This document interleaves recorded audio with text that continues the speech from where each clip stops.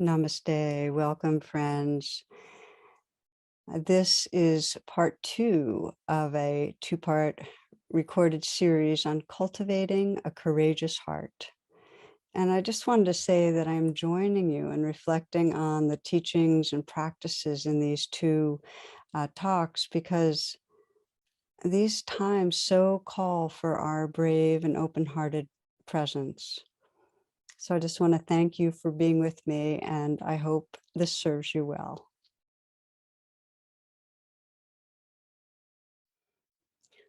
Namaste and welcome, friends. Tonight's talk is part two of two-part series on how we cultivate a courageous heart, how we cultivate compassion in the midst of traumatizing times, conflictual times. A few days ago, I was reading the news, and then I went out for a hike by the river and stopped and just kind of meditated in this overlook, and I could see below me the trail along the river and see people, little people, and even smaller dogs, and there were geese flying overhead, and um, yeah, I could see the curve of the river from where I was standing, the rocks. And it helped give my heart some more space, some more perspective. And I was reminded of the overview effect, which many of you I know have heard of, with astronauts viewing Earth from space. And as one described it, and you might just for a moment, and if it helps, close your eyes, just imagine what it would be like to look through the window of a spaceship and see that vast space of blackness out there, and then seeing firsthand the reality of the Earth and space. And as one astronaut described it, uh, he said, it's immediately understood to be a tiny, fragile ball of life hanging in the void, shielded and nourished by a paper-thin atmosphere. From space, national boundaries vanish. The conflicts that divide people become less important, and the need to create a planetary society with a united will to protect this pale blue dot becomes both obvious and imperative. So these are the words of Michael Collins. And he adds this, he says, the thing that really surprised me was that the Earth projected an air of fragility. And why, I don't know. I don't know to this day. I had a feeling it's tiny, it's shiny, it's beautiful, it's home, and it's fragile.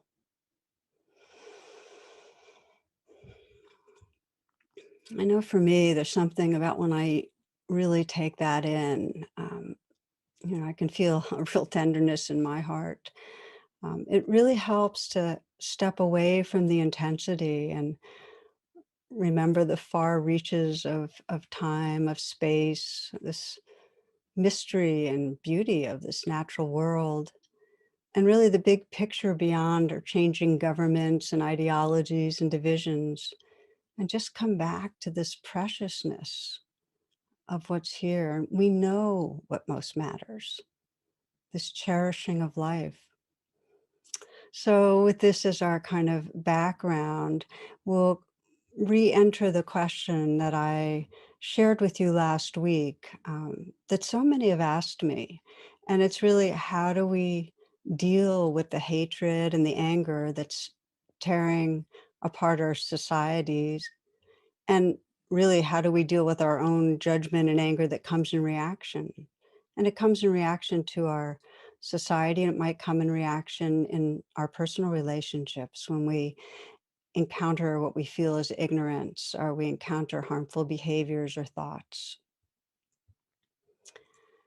These weeks, and I'm just feeling this week right now so poignant, honoring Martin Luther King, and at the same time witnessing this continuation really of the Civil War in the United States, with white supremacists attacking in a violent coup the Capitol, and with violence, it's actually sanctioned by a small but growing group around the country.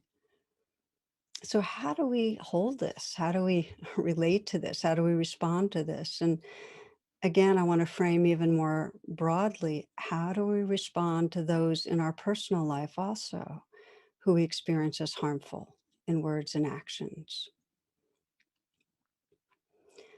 So for starters, naturally, if someone threatens our well-being or the well-being of others, we need to do whatever's necessary to protect ourselves and others from harm.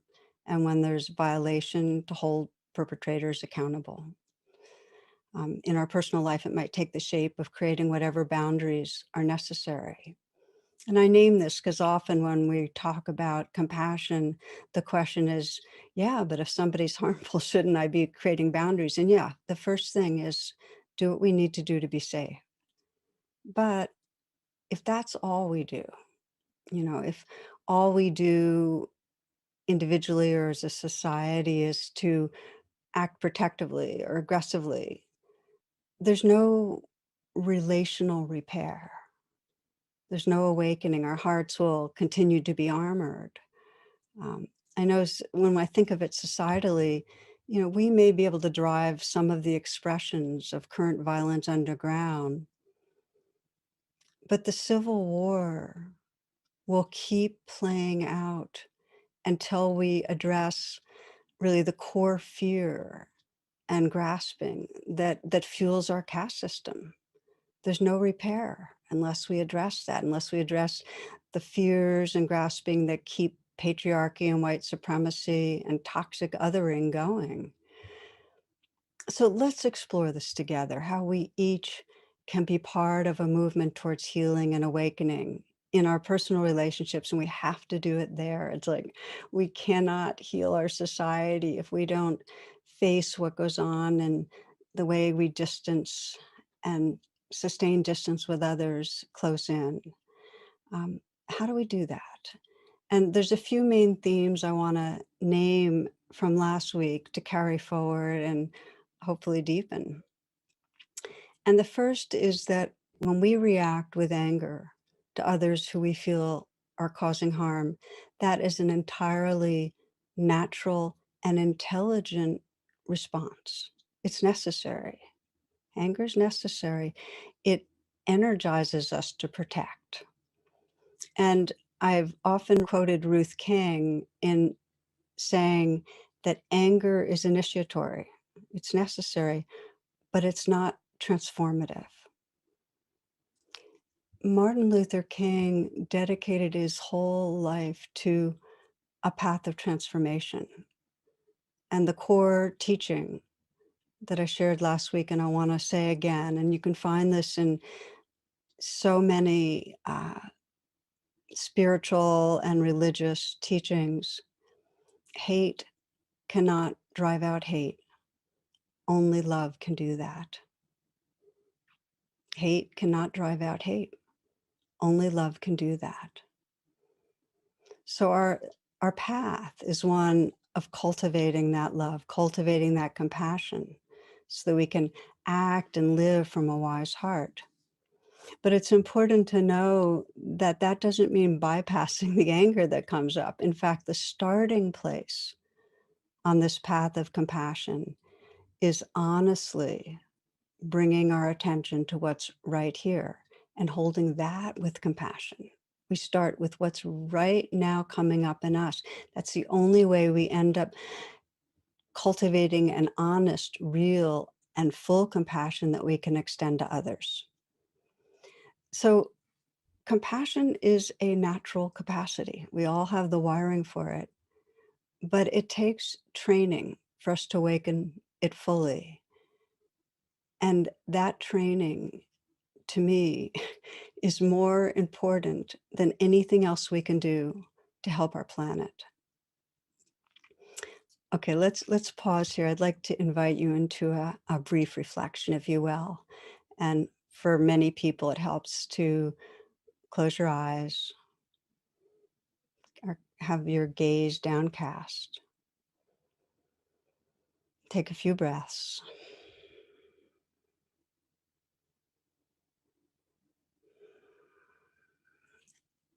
and bring to mind someone who's close in relatively to you, someone you care about who's having a hard time, someone who's suffering in some way. And notice the particulars, what you're aware of about their suffering.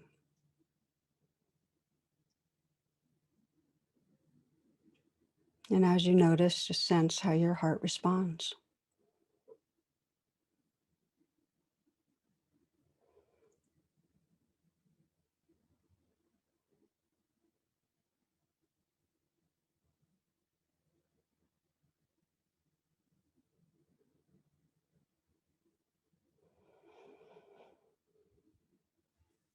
When you bring this person to mind, do you feel compassion?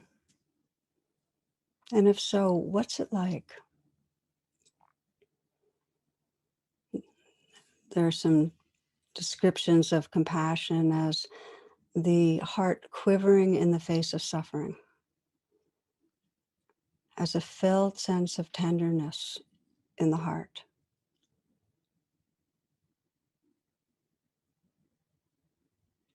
as a feeling of care and a wanting to relieve the other's suffering. Just notice, what do you feel? And if you don't feel compassion, the way we're exploring it together, just sense what right now is between me and really feeling a full bloom of compassion. What's stopping me?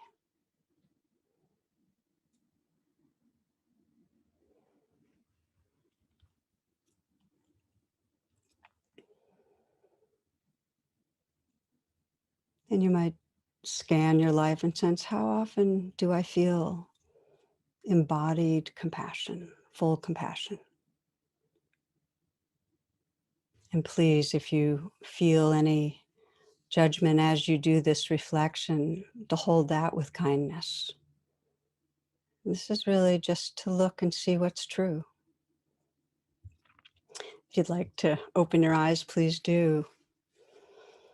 So when I am working with live groups and I ask people to share what they experience with this kind of reflection, what is between me and really feeling full compassion, some people will say, well, I felt, an abstract kind of compassion, but I didn't really feel it in my body. It was more an idea of compassion. And some people will say, well, what stopped me was I was just distracted. I didn't really attend deeply to that person. And some people say, well, what stopped me was actually I felt some judgment of the way that person was dealing with their problems. There's a lot of different ways we stop ourselves. Those are some of the prime ways. But if we're honest, and I'll speak for myself, when I'm honest, often compassion is mental. It's the idea of, oh, I'm so sorry that's happening for that person. But tenderness in the body is not really engaged. And what many people feel when there is some compassion is a tone of pity, that in some way we're apart and superior to that person who's suffering. So it dilutes a sense of here we are together, feeling with. I love this quote from Pema Chodron. She says, compassion is not a relationship between the healer and the wounded. It's a relationship between equals. Only when we know our own darkness well can we be present with the darkness of others. Compassion becomes real when we recognize our shared humanity. So when we let that in, what we get is that compassion will be mental or one step removed or not even there at all because we avoid our own darkness.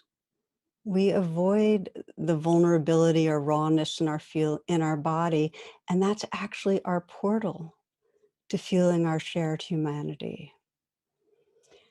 In much of our society, vulnerability has a really bad rap.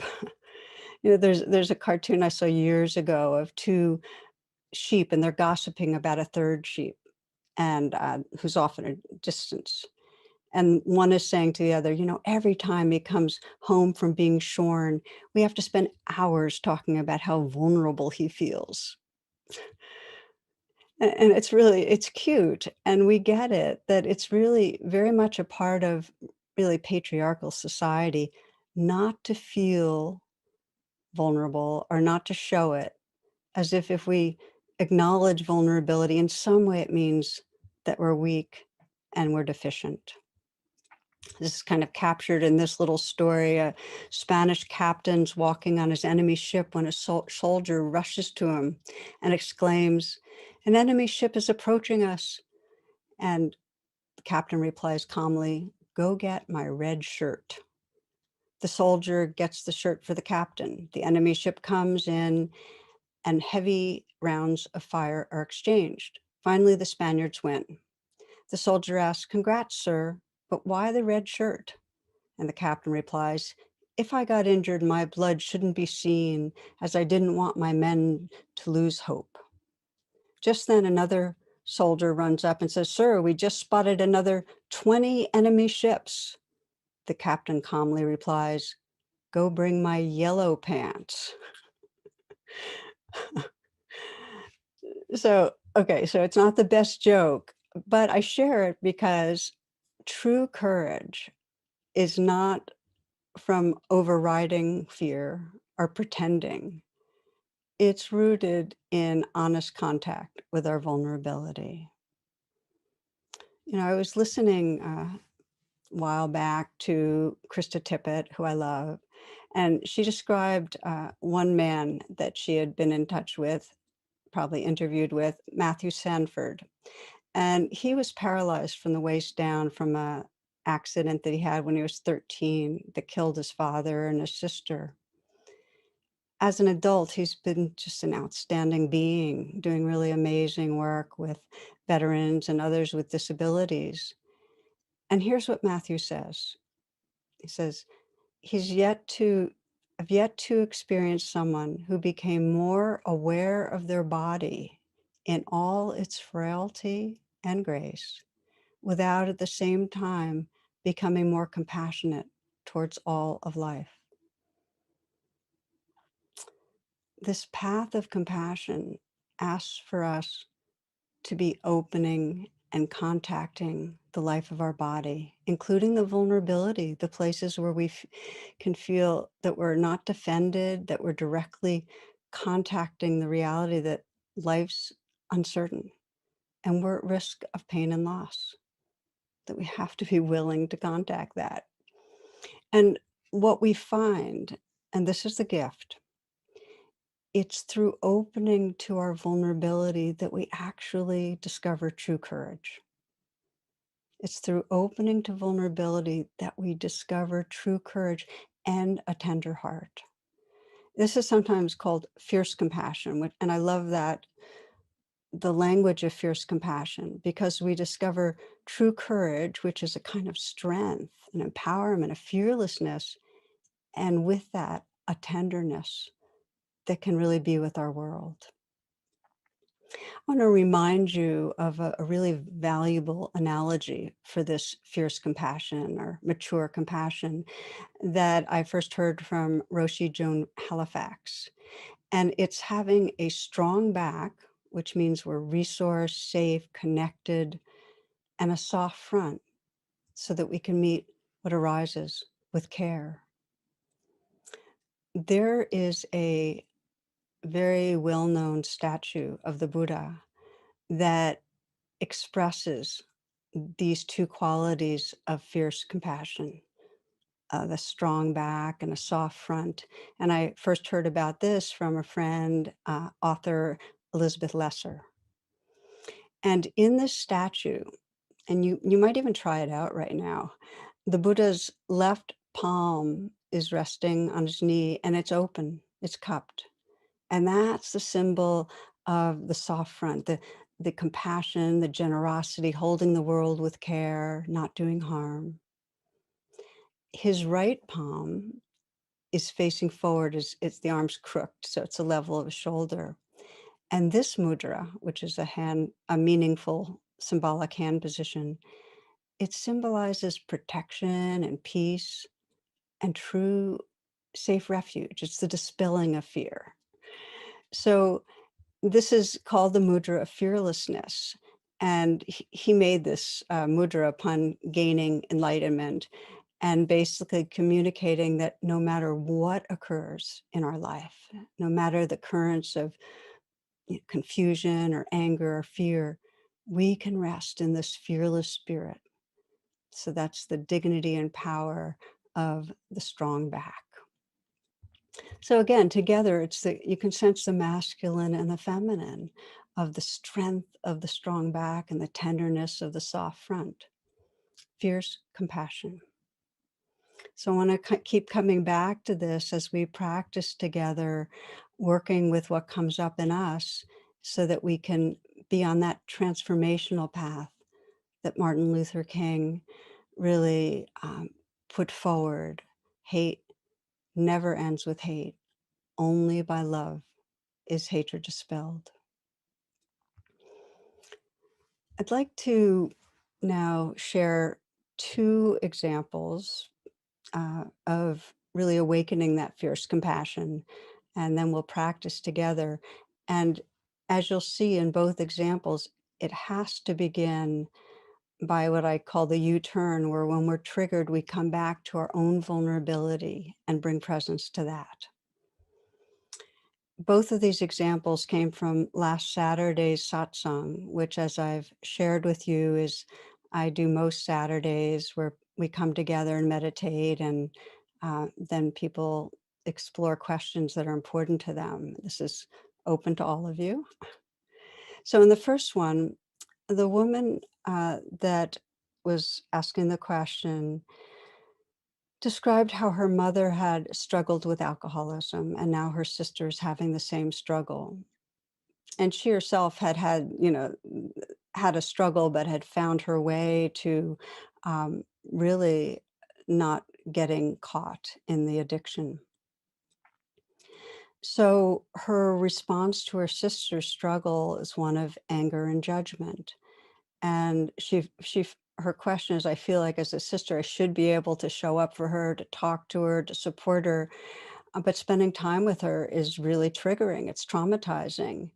And, she feels like her sister is really unwilling to help herself. So when they're together, she gets really activated and gets reminded of the past. But I should be compassionate. I should be helping. So that was her stuck place. So we did that U-turn, and I invited her to get in touch with the anger and judgment she felt, and she did. And I said, what else are you aware of as you really let that anger be there? Because I want to remind you that always to honor whatever's here, to let it be there. You'll find that if we open to what's here, it'll unlayer itself when we really open in an embodied way. So that's what she was doing, and she found under the anger a sense of powerlessness. I can't control this. I can't make her different, powerlessness. And as she opened to that and really brought nurturing, because that's what self-compassion is, feeling the powerlessness and bringing her care to it, accepting it, letting it be there, and really holding a space for it. Um, what opened up was a deep sadness and grieving. That sense of, I love my sister. So before going back to spend time with her sister, what she most needed was that strong back where she said, I can't control this. And just to feel this as reality, it's really that sense of that she'd nurtured herself and felt her sense of connection with her inner life. And then that soft front of, and I love her, and I love her. The just to share with you, this just happened last Saturday, and the guidance for her and for all of us is not to engage, to have a boundary until we have some sense of being resourced and feeling that strong back and soft front that need to go together for there to be mature compassion. Okay, let me give you the second example of this. Again, from last Saturday, a woman of color described how she felt really blocked in her compassion towards white people, and her partner, who's a white woman, Jewish woman, had been very upset about the focus every year happens of the holidays on Christmas. And for this woman, she just felt triggered by that. And she offered other examples of ways that white people feel burdened. And, there's many ways that white people have felt oppressed or have suffering. And she knows everybody suffers. And yet there's some part of her that just feels intolerant and lacks compassion, like get over it is kind of the response. So it's aversive because in some deep way, she just feels this sense of it's qualitatively different. For me, being Black and gay and a woman, it's different. It's more. So there she was with her inner conflict of, I should be compassionate and yet I feel aversion. Well, as we kind of held that together, I shared what I had just recently heard an interview with Nikki Giovanni, who some of you may be aware of as a Black poet and teacher, uh, amazing poet. Well, Nikki Giovanni did an interview with James Baldwin in 1973, and I want to read you something she said in that interview. She said, "One of the nicest things we created as a generation was just the fact that we could say, 'Hey, I don't like white people.' And then that was the beginning, of course, of being able to like them." And to me, that is such a powerful and helpful naming of what happens, is that, as she put it this way, she says, you have to get it out, then something else can come back in. And for this woman, naming the experience of judging, disliking white people, of feeling a hardness against white people, not making that wrong, just being aware and accepting the naturalness of feeling aversion,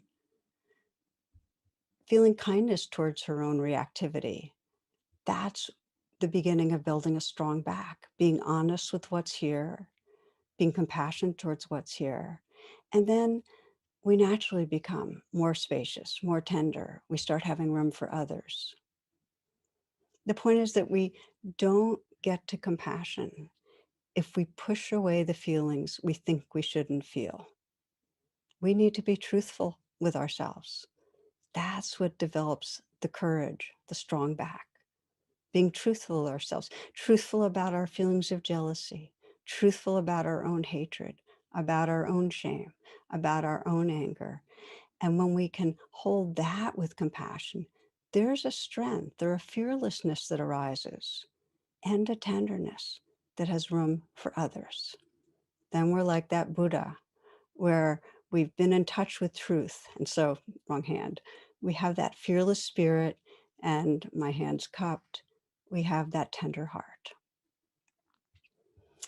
Okay, so now let's look at how, with that fierce compassion, we can begin to widen the circles.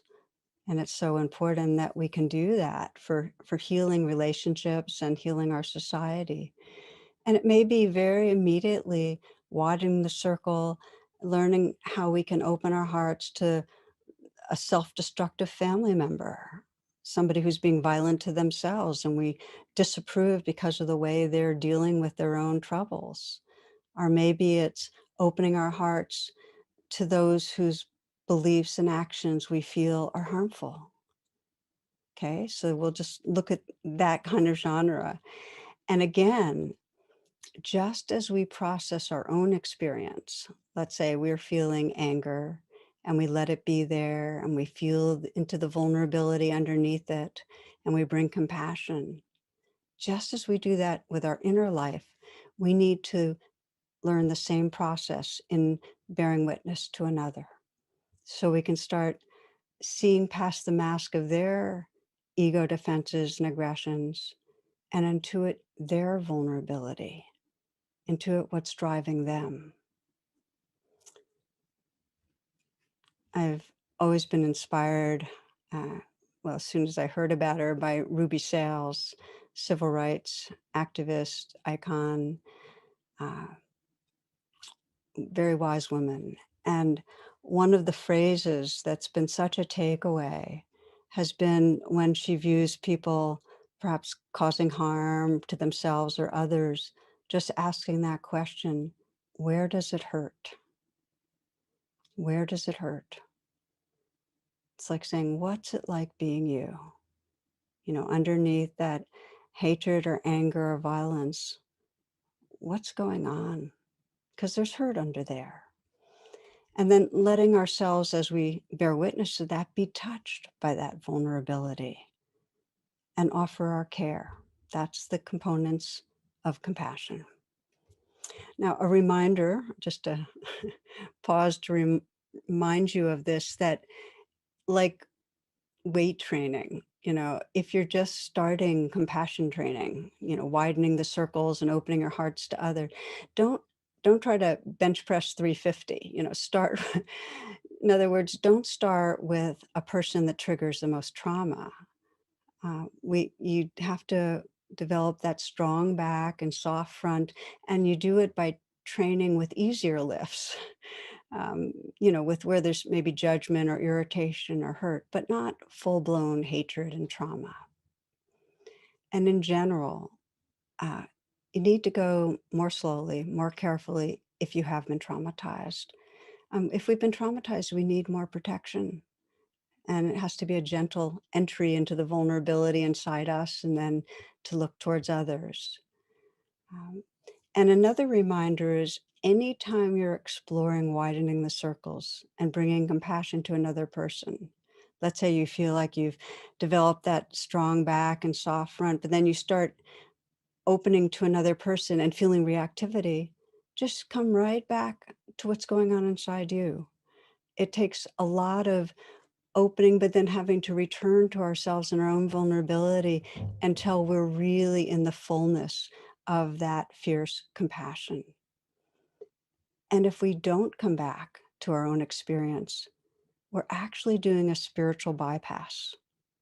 If we don't really come back to where there's still judgment, or still hurt, or still fear, we can't have a full compassion. So really, for the sake of truly freeing your heart, come back. So we're going to practice together now, and we'll practice by widening the circles to someone who's easier in your life, and then we'll stretch it a little to someone who's more difficult. So I invite you, wherever you are, to find a posture that allows you to be relaxed and awake,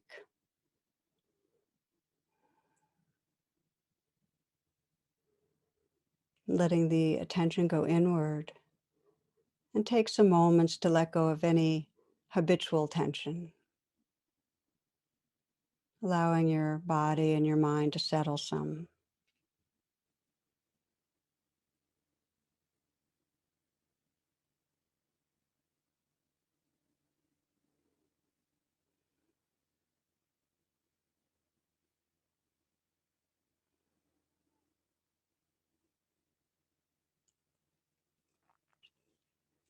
Take some moments to scan through family members or friends who are close to you and choose someone uh, who is having a hard time,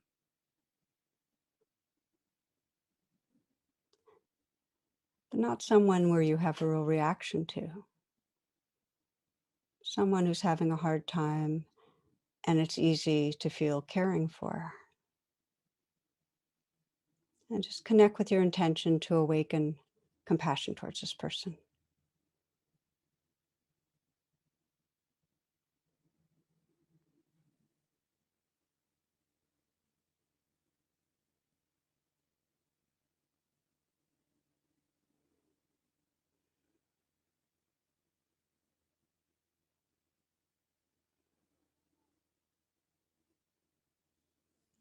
And then we'll follow the acronym RAIN of compassion. The R of rain is recognize, become aware of whatever is most predominant about this person as you reflect on their current challenges. So as you did earlier, just remember what's going on, the mood they're frequently in, the way they appear, maybe the tone of voice in a recent communication, whatever lets you know this person's having a hard time.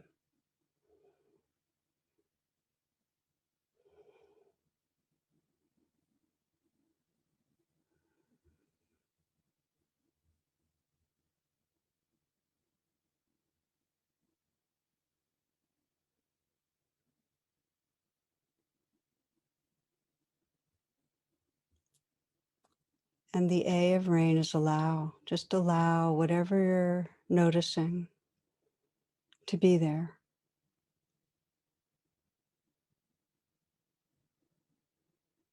Not adding any judgment,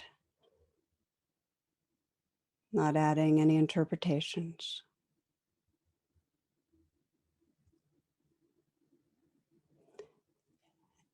And now begin to investigate. This is really critical part of the training, to bring curiosity, to bring interest, to attend more closely to what's actually life like for this person. So your inquiry is really, what's it like being you? Where does it hurt? You might imagine living inside them and feeling with their heart and viewing the world from their perspective. And some people find it helpful to let their posture and face kind of express what you're sensing about this person. I'm going to ask some questions, and you might imagine you're this person and how you'd respond. So, what life circumstances are most distressing to you right now?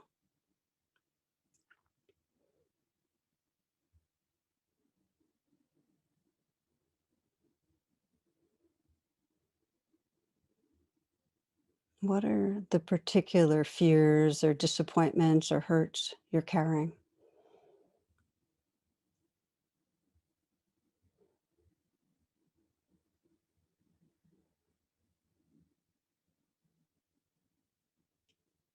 And what are you believing about yourself, your life?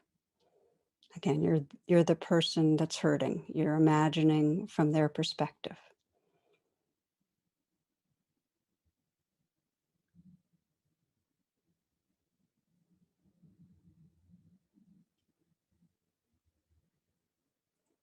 How does this suffering feel in your body when you're believing whatever you're believing? How does the fear, hurt, shame, anger, how does it feel in your heart and your body?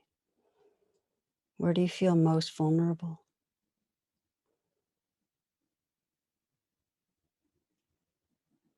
You might sense, what's the most vulnerable feeling this person's living with?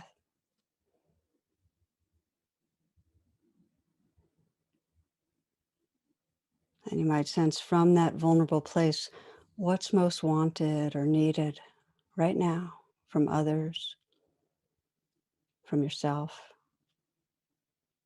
So you're sensing, what does this person most need?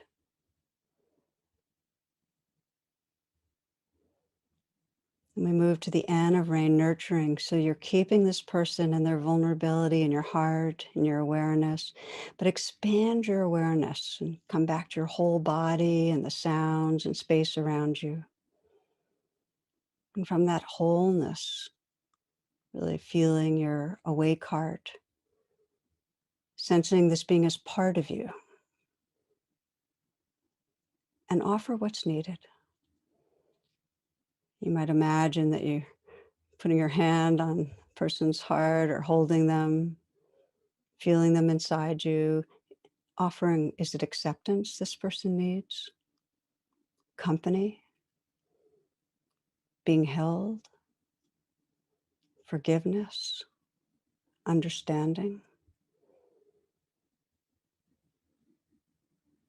Take a few moments to imagine offering what's needed, perhaps a message of care.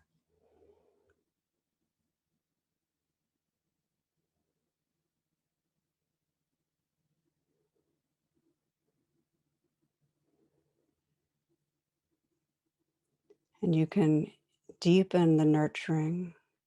This is called Tinglin, taking in and sending out. It's a Tibetan compassion practice. If you breathe in and let yourself feel their vulnerability inside you, taking it in.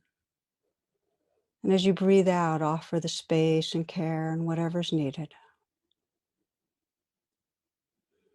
Breathing in, contacting this being's vulnerability. And breathing out, offering space, care, or whatever is needed.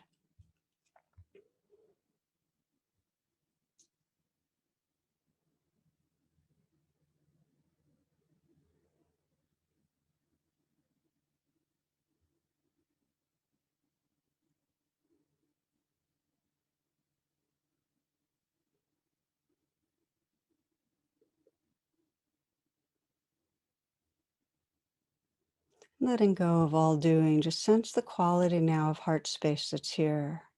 Perhaps like that Buddha statue, sensing the strong, fearless spirit, strong back, and that wide open heart. And you can bring that fearless compassion now as we explore someone who matters to you, but it's harder to feel compassion. Perhaps you feel blocked by judgment, anger. Again, I invite you not to choose a person where there's deep wounding and trauma.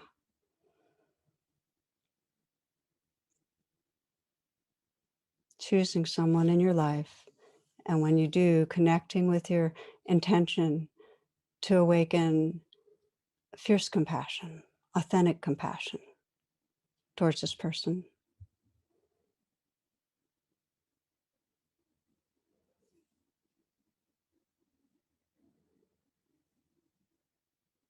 Bringing the person to mind and becoming aware of what's going on for them,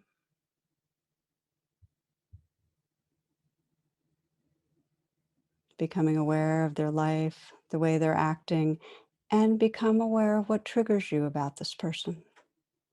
Might be a recent situation, the way they spoke or acted or appeared.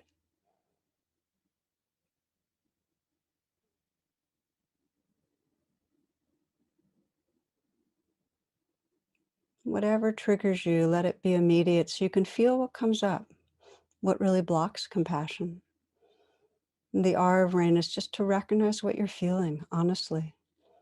Judgment, anger, aversion. The A of rain is to allow it. Let it be there. You might even say, this belongs.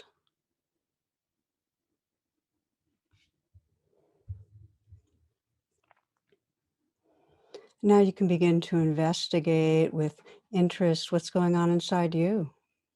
Maybe what you're believing about this person, that they're maybe causing harm to themselves or to others or to you.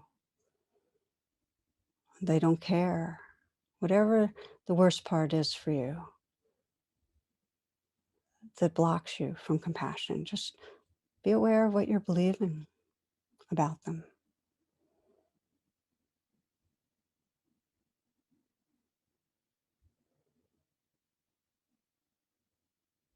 And also be aware of how that feels in your body, how your reaction, the anger, fear, the hurt lives in your body.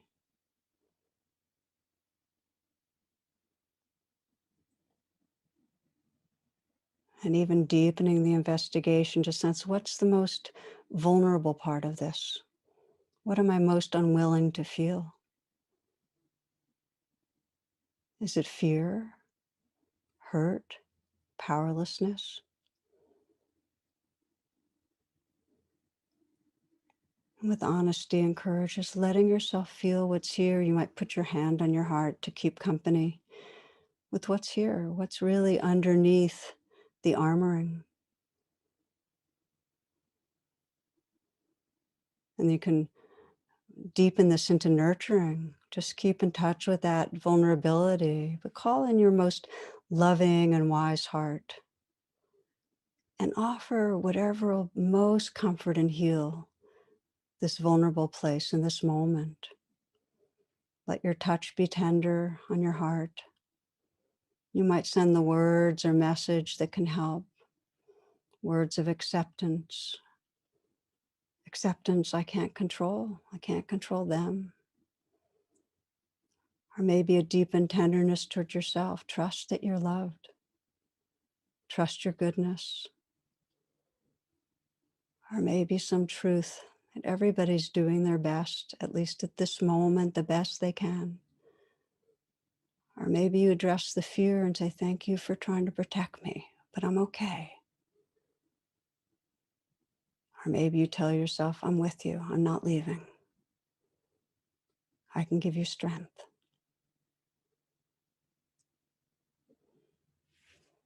And you might bring your breathing to this, to breathe in and feel the vulnerability.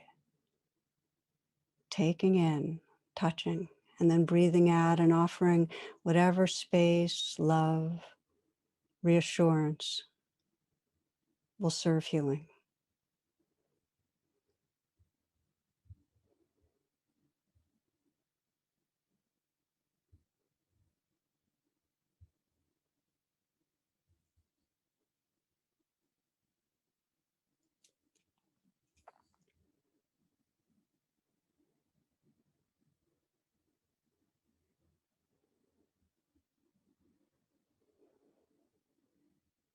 And you might sense the presence that's emerging, the shift from being a reactive self to more awake awareness. Perhaps you can sense a strong back, a more fearless spirit, that courage, and that soft front where there's more tenderness. And if you feel ready, you might begin to explore widening compassion to this other person. If you don't feel ready, continue to bring a nurturing presence to your own experience. And if you start to open to the other and you get some reactivity, come back to your own vulnerability. But if ready, you might bring this other person to mind and sense the way they're behaving.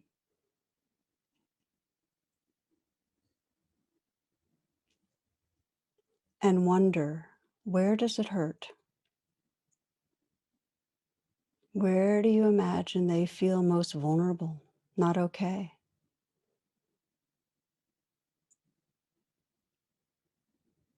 What hurts? Are there disappointments, self-doubt, loneliness, fear? No matter how misguided their beliefs, can you sense the fear that lives underneath them?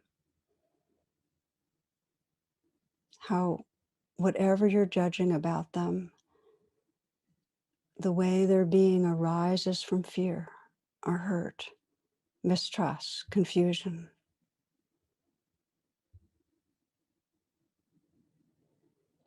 What is it that vulnerable place in them most wants or needs right now? And you can begin to nurture if you feel ready, or come back to your own vulnerability if not. If you're ready, keeping this person and their vulnerability in your heart, expanding your awareness to your whole body, to the sounds and space around you. From that wholeness, offering that fierce compassion, that strong back and soft front, feeling that this being is part of you, that you can offer what's needed. Is it acceptance? Being held? Forgiveness? Love? You might imagine this person receiving and letting in your care. Perhaps it's a message. Perhaps you just imagine touching their cheek or their heart. And if it helps to support this with the breath, breathing in their vulnerability, taking in, and breathing out your care, offering space and love and tenderness.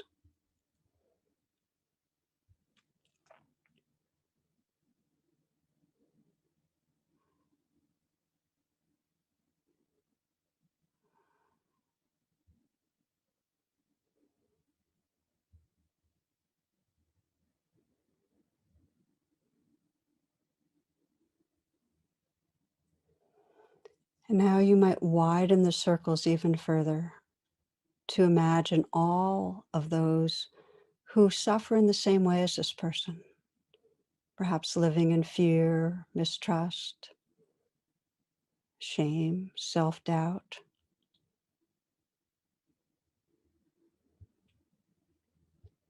And see if you can breathe for all these beings, just trusting the vastness of your heart that you can breathe in the suffering and you can breathe out and offer to all beings the space, the care, the tenderness, the healing of your heart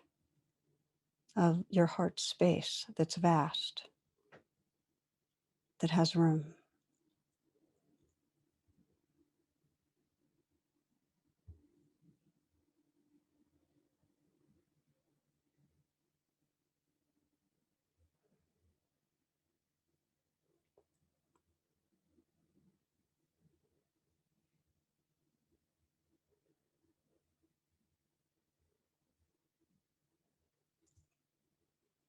And then let go of all ideas of others. This is after the rain, after we do these steps of rain. And just notice the quality of heart and presence that's right here. Is there more openness, tenderness? Can you sense that power of a fearless spirit and a tender heart? Whatever you find, let go into what's here and just rest.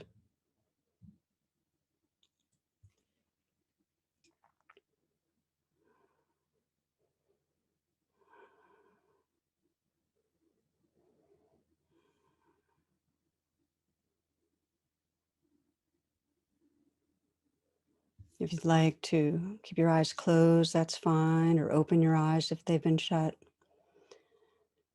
So, friends, we know that through human history, we've been in conflicts that cycle and cycle, both in personal ways and societal ways. And our survival brain, the anger and hatred often rules and locks in. And we live in a sustained way with enemies, with bad others. But we also know we have this capacity of compassion and we can grow it. We can more and more make bridges and collaborate and care in widening circles. And this is the hope. No matter how much conflict, this is the hope. And the pathway is courageous, that we come back to the truth of our own vulnerability, bring kindness there, and then widen the circles, bringing that fierce compassion, that strong back and soft front to others in an empowering way. We start where it's easiest, and then we extend ourselves and extend ourselves. We extend ourselves to get closer in with those who are different from us. As we know, we stay in our bubbles of familiar people. So we widen because it's harder to hate when we're close into others. So start getting close to those who are different. Get curious with a family or colleague, family member, colleague who's politically different, who you basically like, but there's that hardening. And if you're reactive, and if you expect to be reactive, prepare in advance with this strong back and soft front. Honor what you can handle. If there's trauma, we're less able. So we'll close with just a few moments of quietness. We started really with that sense of our fragile earth from space. And we know as soon as we get more perspective, we can't see the divisions. There really is no such thing as a separate country or group of individuals. It's all infinitely interrelated, all of a piece, all belongs. And life is fragile. It's passing, it's precious. So, for the sake of our earth, each other, our own hearts, may we practice, may we cultivate this fierce, compassionate heart. So again, just to sit quietly for a few moments, and I'll share a poem with you.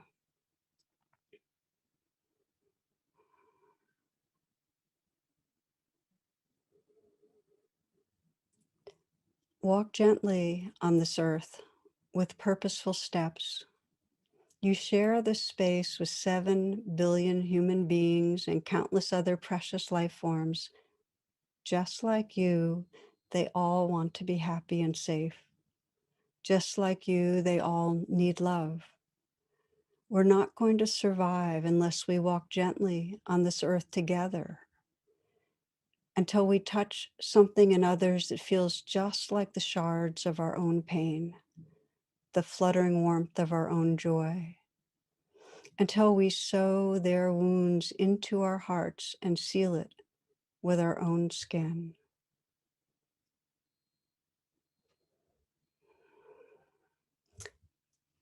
Thank you for your presence and your good hearts. All blessings.